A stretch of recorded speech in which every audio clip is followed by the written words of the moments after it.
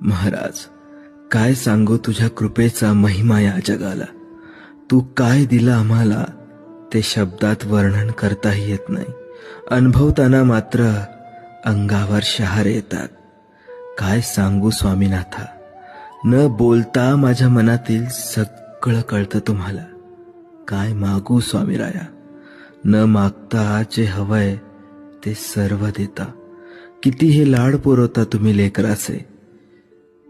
स्वामीराया, न सांगता माझ्या वेदना, माझी घालमेल, माझी श्रद्धा सगळं सगळं ओळखता.